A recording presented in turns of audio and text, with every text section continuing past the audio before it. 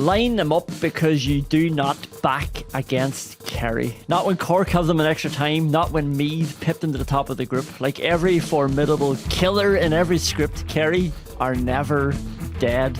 Line up the Ulster Championship all you like as well. 4 Ulster teams in the straight knockout rounds, 33 points. The difference between Kerry and all of them. Armagh, the All-Ireland champions, end of the road, they said. End the season, said even Dara O'Shea.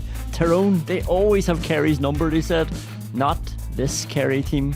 And Donegal, the system. Jim McGuinness, they'll have a plan, they said. Well, Kerry, once again, had a better plan. Line them up, line them all up, said Kerry, and we'll steamroll our way to the county's 39th All-Ireland Football Championship. Pat Spillane, where does this one rank amongst the best of them? It's one of the best performances that I can remember in recent years. No doubt about it. It's Jack O'Connor. Of the 5 titles Jack O'Connor's won, this was easily the most impressive of his 5 winning titles. Before we get into the nitty-gritty, thank you very much for that nice introduction. It's nice to hear. It's nice to hear an Ulster man praising Kerry, because it was bothering me. Okay, I know analysing games is very much subjective, and it's very much an opinion and getting results right. But I look at all these Ulster GAA folks, and there seems to be a herd mentality and a groupthink by all of them, where they're cheerleaders for Ulster GAA. Kerry football teams get faint praise. And, as you've mentioned, tactics may come and tactics may go. Rules may come and rules may go. And brilliant, innovative coaches may arrive and preach how good they are and their methods are so successful, and how Kerry are so far behind the table. And yet, guess what? Every year, Kerry are either at the top table or very close to the top table. You rightly pointed out their success over four championship matches. The last 4 championship matches, average and winning margin against Ulster teams, 8 points. And people say, he played in the Munster Championship. Kerry also played Division 1 of the league. The last 10 years, Kerry have been in 7 National League Division 1 finals. They've won 5 of them. So the bottom line is, Kerry, you start to say, well, why are they at the top table? Kerry are adaptable. Kerry believe in giving players skill, filling them full of belief and confidence, and letting them play. And they play on instinct. And now that the new rules have come in, instinct is vital, because the new rules, and thank you Jim Gavin and the FRC, the new rules have given a platform to the skillful teams and the skillful players and the best teams to perform. And in that scenario, the best teams and the best footballers usually win. And that's what you have this year. Kerry, the cream has come to the top. Thank you, Jim Gavin. But the one thing you look at all through the years, you talk about Kerry's adaptability. They have played in so many different eras, so many different game plans, so many different tactics, and Kerry are still up there. And I think the key is their game intelligence, their footballing intelligence. And I remember Mick O'Dwyer telling us one thing. The only piece of advice he'd always give us as a Kerry footballer, and it's something that's ingrained into all Kerry footballers: don't be looking at the O'Neills on the ball. It's all about heads up, looking at see what's ahead. It's about being instinctive, and that's what the new game is about. It's about being instinctive. So what you had an instinctive team playing in the moment against a team who were choreographed, rehearsed, and sticking to the process. And under the new rules, with all the space and first-time ball and heads-up football, the team with the instinct, the team who can adapt and read to changing situations, they're the team that will win. That's why Kerry are the All-Ireland champions. That's why Donegal are not. Well, we have to give one Ulster man his due, because Dick, yes, I've been told that you and maybe Declan Bogue are the only Ulster pundits out of everybody who tipped Kerry to win. Yeah, so Declan texted me actually on Sunday night. I hadn't realised that. And listen, our job, I suppose, over the year is based on what we can see in front of us, based on what has sort of happened in the weeks previous. We have to sit here on a Tuesday, Pat, and make a best call, parking any sort of bias or baggage or anything. Sometimes we get it right. A lot of times Pat gets it wrong. And, thankfully I was... Rarely. We'll come to your Paul Gailey call in a minute. But I think, listen, and I've listened, already the amount of content that's been out there in terms of post-game analysis, podcasts, articles. There's been so much analysis done, and God, we don't want to repeat that in terms of what happened. Paddy Clifford's touches, David Clifford's score and return, breaking ball, the stats at the end have been analysed to death already. Very few people are actually asking the question, why did basically Kerry beat Donegal in 20 minutes of play? Because I watched the game back last night when everyone went to bed, and for all intents and purposes, that game was over after 20 minutes. Definitely at half-time. That the second half sort of played out and in sort of a bit of a procession. But when you consider, as you said, Conan, the vast majority, actually, when you go through all the punditry and the podcast and the lead up, the majority of them had sort of got bought into the McGuinness tactical mantra, almost the cult believing that he had the plan, he had the tactics oversight over Jack O'Connor and Kerry, and that was going to be enough on the day. Now, if you remember, and not to say I sort of told you, so I did say that it goes back to McGuinness's first phase or first tenure as manager. One of their biggest strengths was that structure and repeatability and that belief in their system, but it also was their biggest weakness in that on a number of key occasions, Monaghan 2013, Mayo 2013, Kerry 2014, that they were predictable.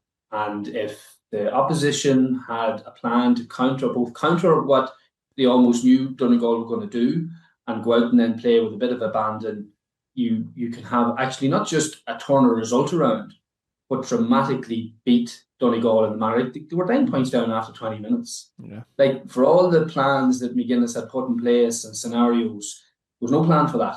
Yeah. And serious questions have to be asked, and you have to sort of go back into the tactics and the key moments in that 20 minutes that happened that were planned. And I would disagree with Pat. Pat, that was a tactical masterclass from Kerry. That wasn't 15 boys that were just dropped outside Croke Park and said, go on, you're all Kerry players, you're great, play with that sense of belief, and you play. That was a tactical masterclass from Kerry that actually then put the wheels in motion for that 20-minute performance. Because that's what it boiled down to.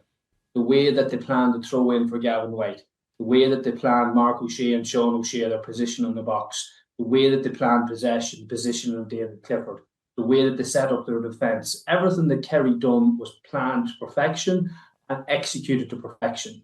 And it completely obliterated McGuinness's plans. And so it wasn't the case that it was just instinct.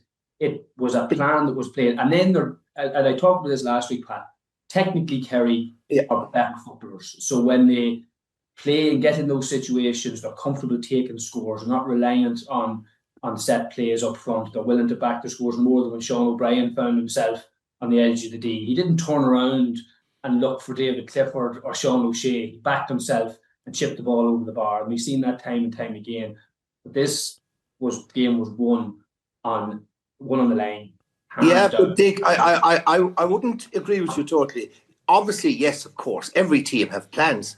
But in a game is always evolving. There are always different scenarios thrown up, different situations. And the great players are those that can read and adapt to changing situations, to evolving situations, to what's in front of them. And these Kerry footballers can do that. And like whether it's David Clifford, it's not choreographed. And I looked at it from the very start. I was sort of saying, I always thought Kerry were coming good. I always felt that there was a comparison with the hurling, that they were peaking for the All-Ireland final. Tipperary fell over the line against Kilkenny in the hurling, peaked for the All-Ireland final. Cork were brilliant in the semi-final. Donegal were brilliant in the semi-final against Meath. In the final, flat.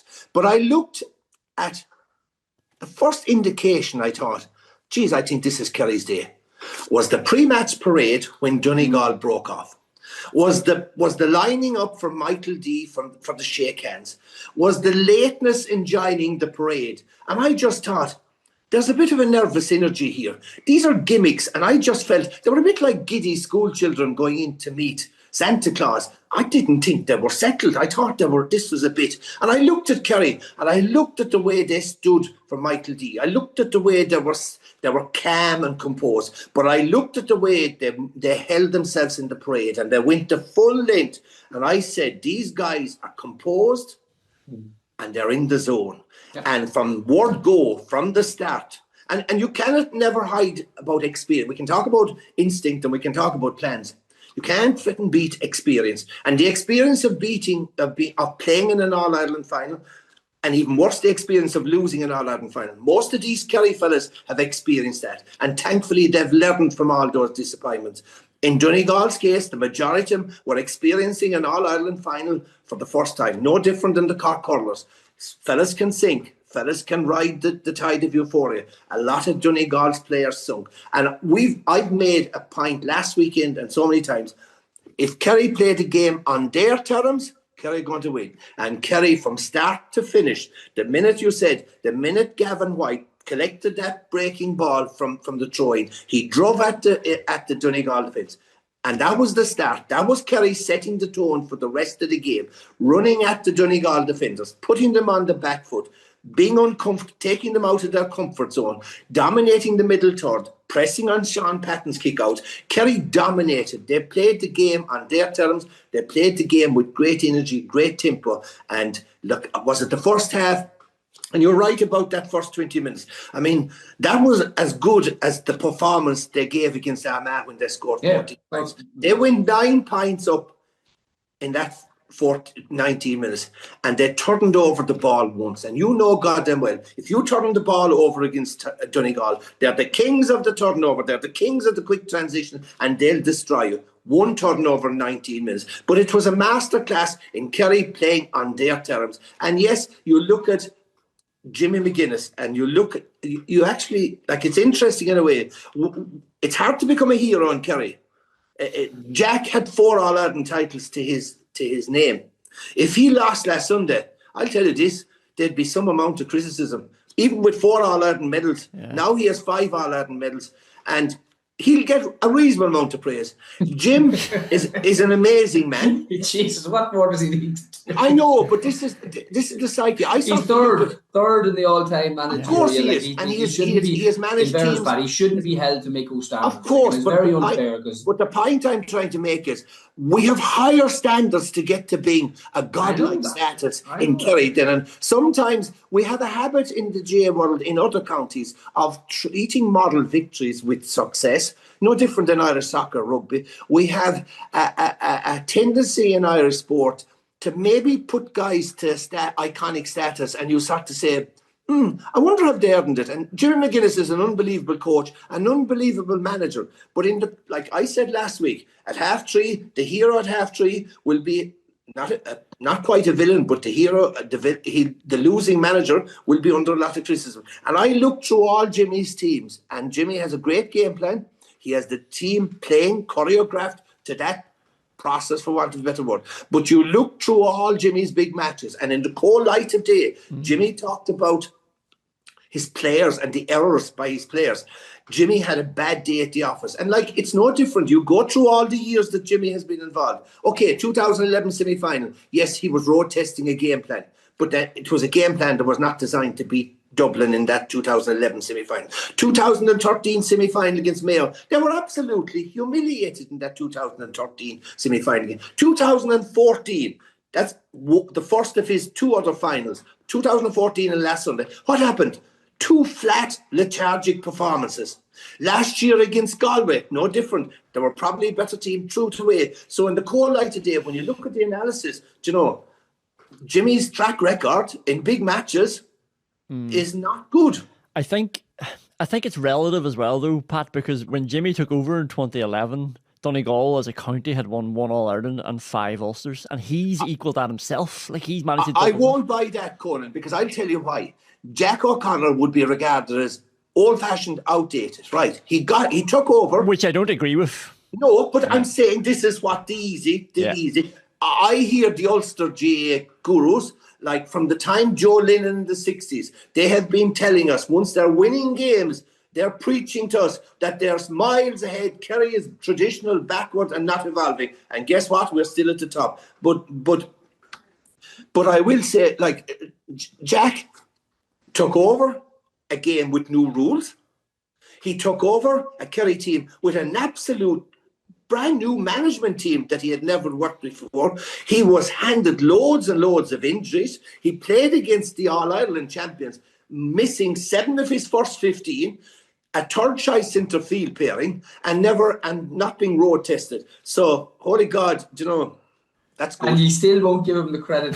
I give him the credit. It's the point. I don't think, but Pat, I think to be fair, ye have to take a bit of a step back and sort of admit how wrong you were, and maybe still are, in terms of the criticism. Like, you talk about a week's a long time in politics. Jesus, it's a long time in Kerry football. 6 weeks ago, Pat, you sat here, and along with a plethora of former Kerry greats, you know, and it's been referenced since multiple times by the players how deeply so. And I wrote about it, that actually fuels the drive in Kerry. And I said, don't dismiss that criticism because it pushes you on. But at some stage, you have to take a step back and say, you know, based on what has transpired over the last 6 weeks, all things, even in the context of great Kerry football, that is up there, not just in Kerry football, but in the history of the game, which includes Dublin, which includes the great Galway teams, the Cavan teams, the Ulster teams.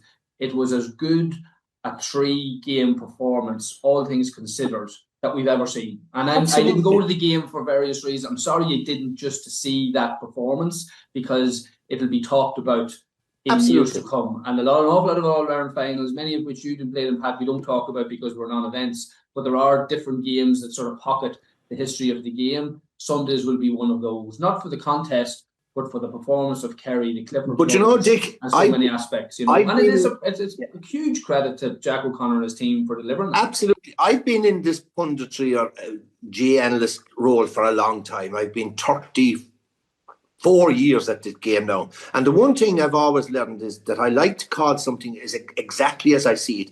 And you base your opinion, as long as you're basing your opinion on evidence, not being personal, not nothing at all, that's fair enough.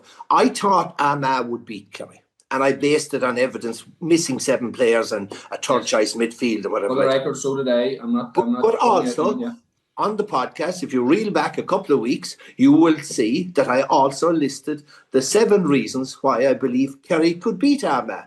I wasn't ridiculing the team, writing off their chances. Some people were for ulterior motives and they personalised it. So, you know goddamn well, all managers want a siege mentality. Jack got his opportunity after the Meath game of everyone writing it, or after the Armagh game, of having a go back at the critics for writing us off after the Meath game. And he channeled that anger into the team, and he got that brilliant performance over 3 matches. I mean, it was a joy. But like I said, we have fallen back in love with Gaelic football, but Kerry supporters, for the first time ever, have fallen in love with the Kerry football team. There was a disconnect for several years. Now that's gone. There's a brilliant connection. Jack and his team have tapped into that love again, and it was a joy to watch. And I mean, you look at fellas like the unsung heroes, fellas like Mark O'Shea.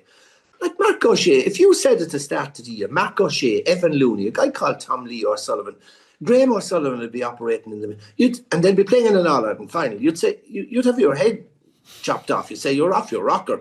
Mark O'Shea was absolutely brilliant last Sunday, and it was part of that Jack's tactical masterclass, because we said the key in the modern rules is the domination around the middle third, winning those kickouts, pressing on the other kickouts. But they were brilliant. They had Mark O'Shea, they had big boys like Mark and Sean O'Brien in them. They flooded the area with bodies, and they were brilliant at the break. But Mark O'Shea, like, his performance was just simplicity in itself, doing the simple things.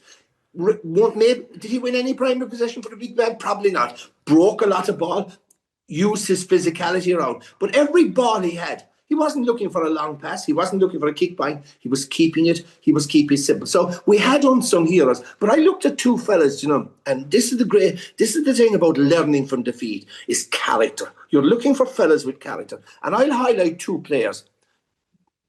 Gavin White, man of the match last week and an inspirational captain.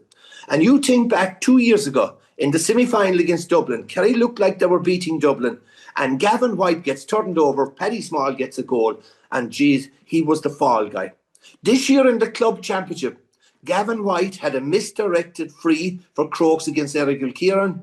Erigil Kieran intercepted, Erigil Kieran scored, and Crokes out to the championship. But he showed the character to bounce back from those disappointments, from those mistakes, to be inspirational last week. And no different Shane Ryan, who last year, if you can remember, his mistake, his fumbled ball, cost Kerry a goal against Armagh and probably cost Kerry the chance of getting to the All-Ireland final. This year, Shane Ryan was inspirational as a shot stopper, inspirational as for his kick-outs. And what character? Those two boys are now nailed on certainties for the 2025 All-Star team. And that's the difference between winners and losers. Winners have character. Winners learn from mistakes. Winners build resolve and get stronger. And that's what you saw with them. One place Jack O'Connor definitely has hero status is amongst his players. So I have two clips here. And the first one I've actually mashed together how his captains speak about him. So 2022, the way Sean O'Shea says his name on the Hogan Stand steps. 2025, the way Gavin White says his name on the Hogan Stand steps. Here it is. Jack O'Connor! Our banished star, the one and only Jack O'Connor! Jack O'Connor! Jack O'Connor! That passionate sort of voice breaking love for the man, like it's actually great. And then afterwards, David Clifford was speaking to the BBC, and he sort of revealed a bit of an insight to the Kerry psyche. He was chatting to Mark Sidebottom, and he referenced the sort of what we're talking about here, the praise that Jim McGuinness was getting in comparison to the Kerry manager. He's a winner. Obviously, I don't think Jack. Come in. I don't think Jack was happy either with the commentary around the Donegal manager and everything he could do. I think there was a lot of disrespect in that for Jack, so I think a lot of that was for him today. And Dick, there is something about that, I think, amongst other coaches in the game as well. I remember Gavin Devlin on Colin Parkinson's podcast, they were talking about how he was approaching a game against Donegal and he wanted to hammer them rather than just beating them. It seems to be a thing that Jim McGuinness like sort of gets under the skin of other coaches, and the way David Clifford's talking about Jack O'Connor not getting the same respect. And like you say, Jack O'Connor's the third most successful manager ever. Yeah, and there is an element, maybe Pat touched on it there, and part of the hype around Donegal and Jim McGuinness and why he's so eulogised up there, it's not so much what he's won, it's where he's come from to win it. Like, as you said, in 2012, like they were a basket case in 2010, and not dissimilar in terms of this phase around. Like, as I said, they were beaten by Down comprehensively in the championship a couple of years ago, and then Tyrone. And so it's the quick turnaround, which in its own right is hugely impressive. To turn around a team from a sort of mediocre Division 2, non-competitive team by all accounts to compete in All-Ireland finals is no mean feat. And that's, now, once you get beyond that, you're being compared to a different level, as Pat says, in terms of All-Ireland calibre. And that's where ultimately Jim has sort of fallen down. And that's a combination of maybe just not having the talent that we think he does, but equally the game plan that when it comes to Croke Park, and my father used to always say about Croke Park demands a different type of player. And it's not to do because the dimensions are the same, the ball is the same shape, it's because of the quality of the opposition that you're playing there. What gets you away in Clonus and provincial venues and different teams in different contexts isn't always good enough when you get to be playing against the best teams at their peak. And that's ultimately where McGuinness has fallen short. The reality is he won his All-Ireland in 2012. He came up with such a new way of playing that it took teams a couple of years to figure out, and once they did, he couldn't win another one. And really, in truth, he hasn't evolved his style of play a huge amount. Yeah. Really and truly. If we're being really honest, it's still predicated on zonal numbers in defence, counter play, even the way he deploys Michael Murphy. Like we talked a lot about at the start of the year, how's Michael Murphy going to be deployed? Arguably the best target man in football that never was. And still this year, like there's a few half efforts in the first half. There's no sense to use him to try and mix something up with sort of a wash and repeat of what he's come to. And that's probably the disappointing element from Donegal's point of view. And McGuinness obviously wasn't going to talk about it so quickly after the match. He'll talk to his own management team. He won't get the criticism in Donegal that he probably should. I'll put it like this. If the game was flipped on its head, if Donegal blew away Kerry in the manner and way which Kerry blew away Donegal, what would the narrative, post-match narrative be in terms of Jack O'Connor? It would be completely different. Jim McGuinness has got away in the smoke a big time in the last couple of days because there is this reverence. There's no question about it that isn't afforded to a lot of other teams and managers. But the reality is, in the cold hard light of day, this was a very and we'd like to know why. Did something happen? Because this was a very, very poor performance in terms of how they were set out to play. Yeah. But equally, as Pat said, the few wee signs that I know, listen to Marshall Shea and a few of them that did discount the whole parade stuff, but you can't either. No. If they were out and won by 10 points, you discount the parade stuff. But they didn't. They turned up and laid an egg in the first half. So all that has to be thrown into the mix in terms of how was this team prepared? What were they instructed to do? Because there's one thing that is without dispute when it comes to Donegal. Everything those players do is under the instruction of Jim McGuinness. Yeah, but I don't want to. That needs to be asked and questioned, and we may never find that out, but there has to be an explanation to it because it was such a comprehensive defeat in that first half. I know when we dwell a lot on Jimmy McGuinness and Donegal, maybe we're taking a little bit from Kerry's most impressive performance, but I would agree with Dick. Dick talks about Jimmy not evolving, and the old rules under the old game, it was a fool's game to play and to coach because it was a painting by numbers approach. You got the bodies back. It was choreographed. It was programmed. Jesus, no player was doing anything instinctive. It was like you could do it in your sleep. So now the new game needs evolution, and Jimmy game plan hasn't evolved. And if you go back through every single Donegal match I spoke about this year, even though Donegal were winning most of the time, I highlighted two problems. Their reliance on the zonal defence. And I said, Monaghan picked them off in the first half. I said, against a team like Kerry, with better forwards, heads up, intelligent play, they'll find a way through. And they did. The zonal defensive system set up by Donegal last week was found wanting. Full stop. It's not the ideal scenario in the modern game. Second thing I said, Donegal's reliance on a running game, which has never changed over the years, is no longer suitable for the modern game. They need to have a kicking game in the middle third. They didn't have it. Yeah. And then going back to a specific thing, the one thing you would know if you, as a coach, if you've looked at Kerry's big losses in recent years, Kerry's big losses, the one common denominator in all those losses was that the opposition man-marked Paddy Clifford out of the game. Because Paddy is Kerry's key player. He's the link player. He's the point guard. I mean, the man had an armchair ride last week. 76 possessions, no turnover. And I went through the tape and I think I'm correct. The first physical contact made on him by two Donegal players was in the 58th minute, which was a foul. And the second physical contact was in the 68th and a half minute by Michael Murphy. I mean, he had an armchair ride. How he didn't imply a man marker for Paddy Clifford, I will never know. And yet, at half-time, after Paddy had the armchair ride in the first half, you'll say, oh, geez, now there'll be a man marker for Paddy in the second half.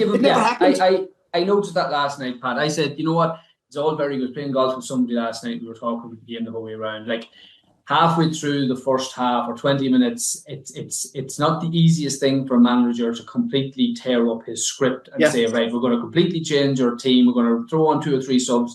That's not the easiest thing to do in the white heat of championship football.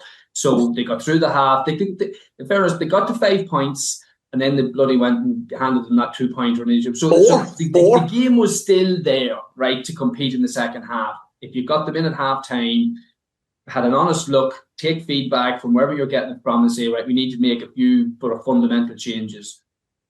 But to not do anything at half time is simply unforgivable. There's no that, because it was actually referenced, if you listen to the commentary, it was for Clifford's point. Remember, Paddy stood tapping on his toe, after what he'd done in the first half, and then just give, as they've referenced in the backyard, rehearsed pass to David Clifford from the point. That was game over. That was game over. The fact that they didn't sort of try to do anything, Kerry basically said, as you said, the game started on Kerry's terms in the first half, and on the second half it started on Kerry terms again. But you know, so that is unforgivable from a coaching point of view, that you weren't able to respond when you have the time and the headspace at halftime to do it. And it beggars belief why they didn't, you know. But there was two things different about Kerry this year. Okay, like I said earlier on, the new rules were ideally suited for Kerry's heads-up kicking game.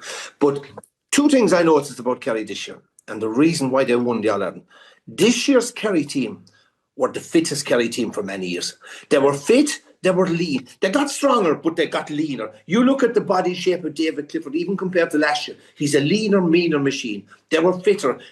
And that ties into the second point. One of the big problems that Kerry had in recent years was their fit, no different than Mayo, was their game management in the closing stages. They had the 2019 All-Ireland for the taking against Dublin with an extra man. They didn't see it out. They had 2021 semi-final against Tyrone there for the taking, didn't see it out. 2023 match, 20 minutes to go against Dublin, had the game for the taking, couldn't see it out. Against Armagh last year, they were in the ascendancy, and then a mistake by Shane Ryan. This year, I noticed their game management, their composure, their decision-making, their leadership in the closing stages was absolutely brilliant. And you alluded to there, when Donegal came to 4 points, they came to four points in the 57th minute. The crowd got behind them, and you'd say, oh, Jesus, it's going to be the same old from Kerry. But this is a different Kerry team. Their composure and their game management in the closing stages, in that closing 13 minutes, was absolutely brilliant. They outscored Donegal 1-4 to 1 point. And for the last 10 minutes of the game, they held Donegal scoreless. It was an example of brilliant fitness, but brilliant game management, composure, decision-making and leadership.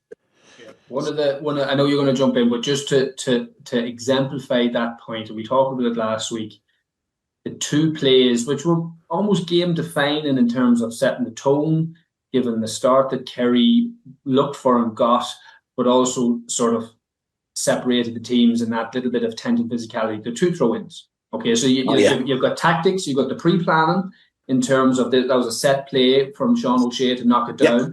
Okay, and then just go back. If you do nothing else, go back and watch Gavin White. Gavin White starts at 6. He's number 7 on his back, wing back. He starts to throw in at number 6. In the first half, he lines up against Kieran Thompson, who he knows he has the yard on, and he absolutely burns him. And he could not be running harder or faster into that break. And he was going into that break. It didn't matter who he was hitting or who he's coming in. He was going straight to it. If you watch it, Ryan McHugh is doing the same. I like Ryan McHugh, one of my favourite players. He jumps out of the way.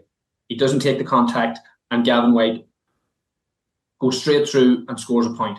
Yeah. In the second half, the exact same play happens again. Gavin White coming in from the 6 at the same pace, ferocious pace. Ryan McHugh, to his credit, meets him this time and suffers the consequences. Gavin White, I'd say he popped his AC. That was one he just popped his shoulder with the impact. So that's that physicality, that power that Pat's reference in the Gavin White, with the intent and the tactical awareness. That was a set play, so everything was condensed in those two plays. But you're right. Massive bearing on the game. You're right, Dick, and that goes back to what I said at the very start about playing on your terms, putting Donegal on the back foot. Donegal are the best in the business at that quick transition running game, right? They're very comfortable on the ball, the defenders. But what I noticed, and what obviously Kerry noticed, Padder Morgan, Finbar Rorty, Ryan McHugh, even Owen Ball Gallagher, brilliant going forward, but put on the back foot and forced to defend, as Kerry did last Sunday, and they were found wanting. Well, I suppose it's worth dwelling a little bit more on what would Donegal do differently, because this is praising Kerry as well, because Kerry completely dismantled them. The mentality, as Dick's referencing, was different. I mean, the throw-ins show that, I think. before half-time shows that Donegal are happy to let Kerry just hold the ball for 90 seconds rather than trying to put a bit of pressure on. If Kerry get the shot away, you get the ball back and then you get a chance to score yourself. But they were happy to let Kerry just do what they wanted with them.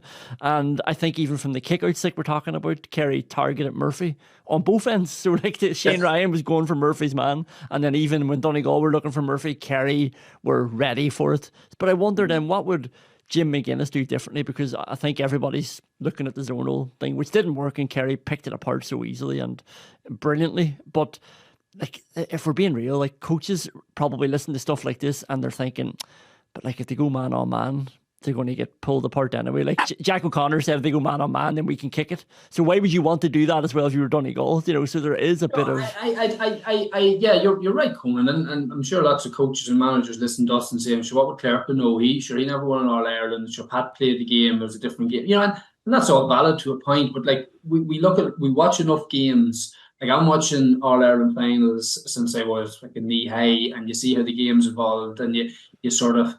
I'm always coming from a non-biased point of view. I'm looking at the game. I've no bias against Donegal. I've no preference for Kerry. I'm looking at, if I was a coach, because I want to coach. I'm coaching on the 12s on Saturday, and I'm going to be coaching the backdoor cut tonight at training, because that's really good, and I've got players to do it. So you're always trying to learn and look and understand what works, what doesn't work.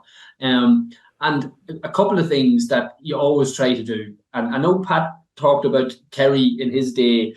The focus Nico put on was just making them believe in the best that they had. Didn't focus too much on the opposition, but there's no question that Jack O'Connor for this Kerry team done both. He got his own players fit and ready, but he also was very aware of where Donegal's strengths are and make sure we negate those. And like, that's a very simple premise for any sporting team. Like, it's not rocket science. You identify, and you don't have to go too in depth, the 3 or 4 key strengths that you want to try and negate. And one of them for Donegal was and always has been, is that getting sucked. And it was the same in the 2014 final.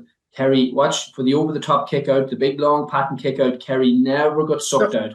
They never got pulled out of position. And even if Donegal did win some of them, if you remember in the second half, when Donegal got a bit of momentum, McGee came in, got a few kick-outs, but he turned around, and all the Kerry players were in position, and they were flooding that D. So they had recognised that. That's one thing we're not going to allow Donegal to do, because that's what they want to do. We've seen so many times that they flood the middle third, break on attack, and go back to that Celtic Park game against Derry a few years ago when they weren't ready for it. Kerry were never going to let that do. So that was prepared. And also then around looking at the threats. So we don't need to repeat about Paddy Clifford and the Cliffords. Like, and we've said this before, you're never going to keep David Clifford scores. I think McCole done a reasonably good job. The problem was a lot of his shots were off 2-pointers and accumulated to a big score, but he probably done as good a job as most defenders could. It was elsewhere where they got it wrong. And would he do things differently? Well, I'd like to think he would. Now, would he admit to that? He may not, because, you know, we know from Jim McGuinness he is very proud and forthright in his own beliefs and stuff like that in terms of how he plays the game. But, you know, if he was to rock up again, because he'd want to come back. He'd want to bounce back. No manager or team would want to leave the stage on those terms. But it's not about beating provincial teams. It's not about beating the Monaghan's and the Meads and the Louds en route. His standard now is what will beat Kerry at their best in Croke Park. But you're right. Semi-final or a final day. And what he's brought to date is obviously not good enough. What would you do different next year? But one of the things, you're right. I mean, after the final, we're talking in particular about Kerry's Paddy Clifford, David Clifford, their attacking display, their forward. But the unsung heroes of Kerry all year long has been their defensive work. And, you know, it's something, I'm going back to Dwyer, but it's something he always preached to us. With the ball, everyone is a forward and an attacker. Without the ball, everyone has defensive duties. And Kerry without the ball last week, their work rate, their tracking back, their turnovers, Shawnee O'Shea, Stephen O'Brien, Graham O'Sullivan, was unbelievable. I mean, they got 1-6 from Donegal, from turnovers from Donegal last week. But yes, they man mark, but their scramble defence was unbelievable. Their turnovers, their tackling, their blocking. I mean, I look at their stats and goals. They've conceded 4 goals in 9 championship matches. That's an amazing defensive record. And, you know, I know while we're on statistics and whatever like that, you know, that's 2 useless statistics. I remember we were like it was the one statistic that stood out from last week and about the new modern game of Gaelic football is last year the 6 inside forwards got 1 point from play between Galway and Armagh. This year the 6 inside forwards got 24 points from play. What did you make of Jarlath Byrne's speech about Michael Murphy on the Hogan stand steps? Dick, I mean, if Michael Murphy wasn't retiring, I think Jarlath Byrne's all but retired him. Anyway, I'll play the clip here. To Donegal, I know you will be disappointed. You have won 2 Ulster titles in a row. And I think it would be remiss of me if I didn't mention a man who played his 89th championship match today. That is Michael Murphy. He owes this county nothing. He is the best player ever to come from your county, and we should all be proud to have watched that man play. What an incredible legend he has been for Donegal. Look, honestly, I think Pat might agree with it. I didn't think that was the place for making individual statements around that. I think, you know, it's the presidential speech when you're presenting the cup to a certain team. I think there's a time and a place for stuff like that, and I'm not sure that was it. I think like Jarlath has been a fantastic president. Oh, yeah. He'll leave a legacy. I think he's maybe trying a wee bit too hard at this stage for his presentation speeches, and sometimes less is more. And I think in that instance, but listen, in terms of the Michael Murphy thing, now let's just focus on Michael Murphy, right? So park that. He couldn't have done more.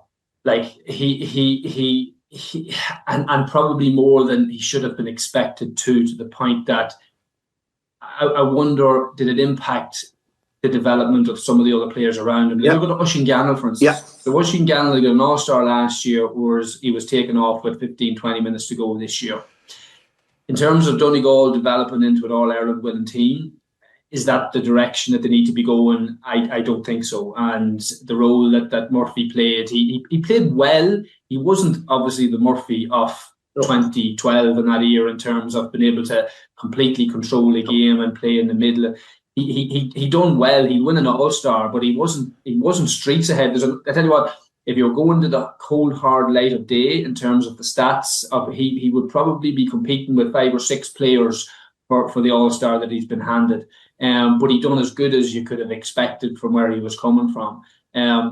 So would Donegal have been better because they got no real bounce or impact off the bench in an attacking sense in the last 15-20 minutes, and let's be honest, Murphy was sort of done at that stage, and why wouldn't he be? So I think that'll be another thing for McGuinness to reflect. Is that going to be sort of one show and done for Murphy? I think if he was coming back, if it was just going to be one last dance, that was probably wrong as well. I think he'll be back.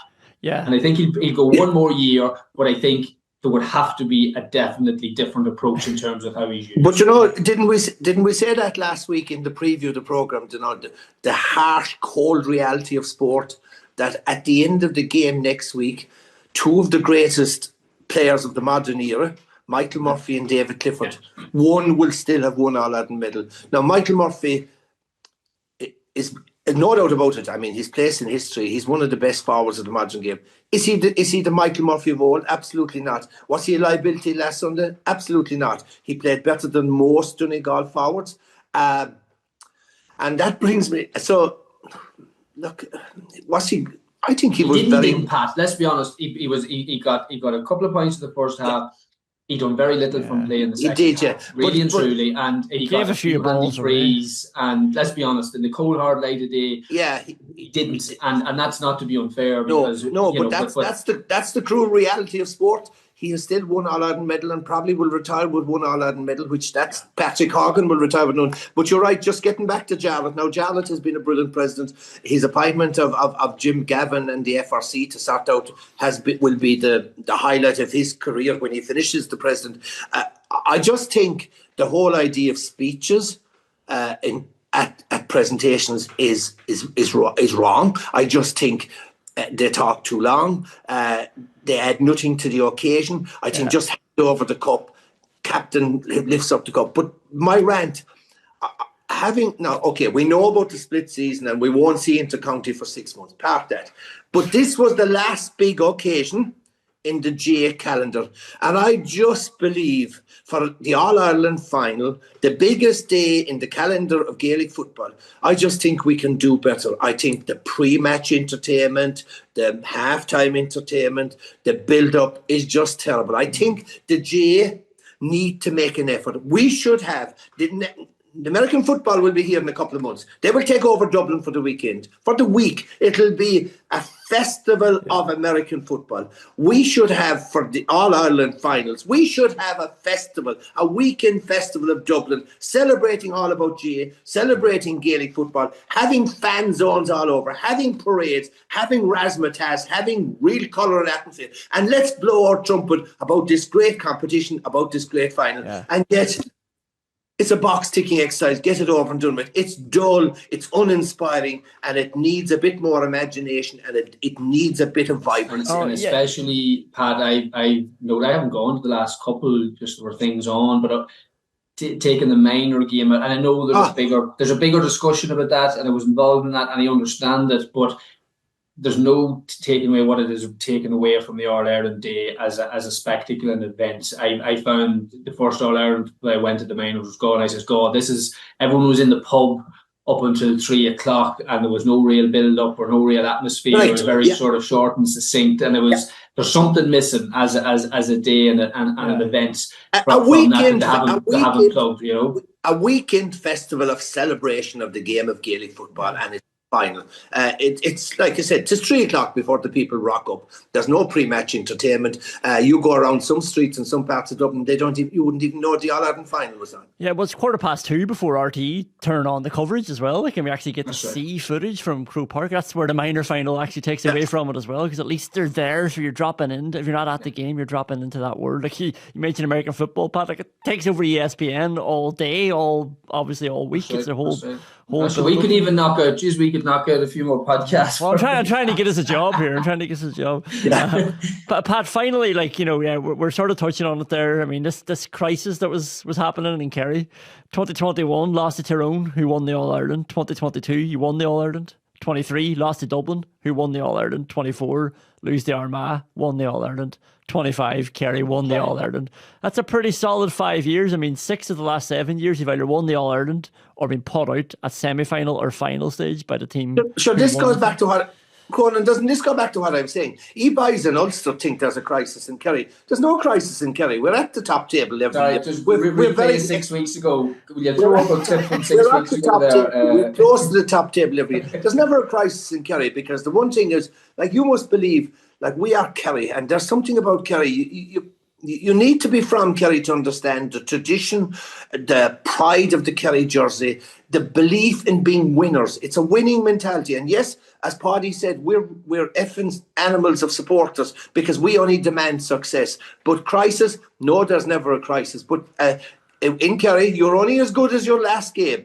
Yes, today's hero is tomorrow's villain. But there's never a crisis in Kerry, and there never will be a crisis in Kerry, and I'll tell you why. It's very simple. It's not by accident that Kerry produced great senior teams that are at the top table, because the coaching at underage level, the coaching in particular at schools, is absolutely brilliant. And as long as you're producing skillful footballers in the Kerry way of playing football, there's a conveyor belt of top-class talent coming every year. Yeah. If there's a caveat or a warning signal, there's no doubt about it that the vultures from the AFL are certainly circling over a lot of our talented players. I mean, bear in mind, Killian Buck should have been playing this year. He's in Australia. Rob Monaghan should be playing. Mark O'Connor should be playing with us. Do you know, we've lost 3 great players, and now I know there's at least one of the under-20 team has already signed a lucrative contract to the AFL, which will be announced in coming weeks. That's the only warning signal for the future of Kerry football. But don't worry about us, lads. Just